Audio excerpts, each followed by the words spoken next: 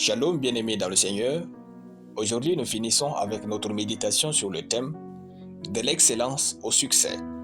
Nous reprenons notre texte de Daniel chapitre 6, le verset 3, cette fois la version Darby qui nous dit ceci.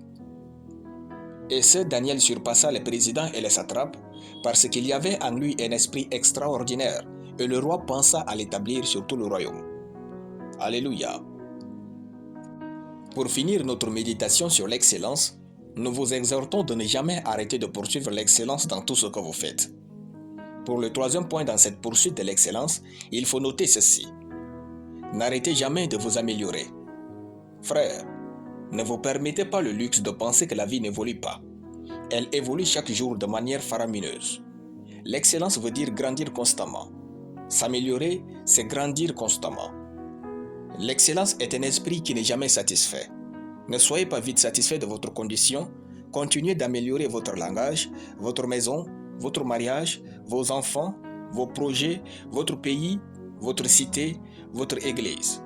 N'arrêtez jamais de vous améliorer. L'excellence est le fait que vous vous battez pour compléter quelque chose, que votre esprit dit que vous pouvez faire mieux. Quand vous cessez de vous améliorer, vous définissez par là la limite de votre valeur et le plafond de votre succès. L'amélioration est l'essence de l'excellence. Les personnes excellentes sont celles qui sont prêtes à apprendre, à désapprendre, à apprendre jusqu'à obtenir un résultat supérieur acceptable. N'arrêtez jamais de vous améliorer. Enfin, pour poursuivre l'excellence, osez montrer votre différence. Vous êtes né dans ce monde pour faire la différence et cette différence est enveloppée dans votre excellence. Être comme tout le monde, se tenir comme tout le monde, tue votre différence et vous éloigne de l'excellence. Les personnes excellentes sont différentes et elles n'ont pas peur de se comporter avec différence. On reconnaît les personnes excellentes à distance. Si l'on doit attendre que vous veniez plus près pour vous identifier, alors vous manquez d'excellence quelque part en vous. Il est écrit, « Si tu vois un homme habile dans son ouvrage, il se tient auprès des rois, il ne se tient pas auprès des gens obscurs. » Proverbe chapitre 22, le verset 29.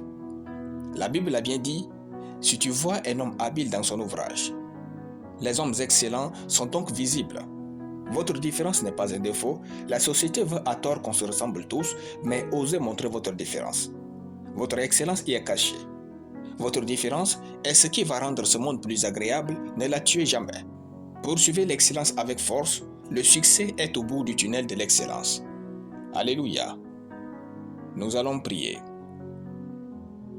Merci Père de toute excellence. Je confesse que je suis si excellent au nom de Jésus. Tout dans ma vie devient excellent au nom de Jésus. Amen. La lecture biblique en une année, Malachie chapitre 1 à Malachie chapitre 2. Soyez bénis, c'était le pain du ciel.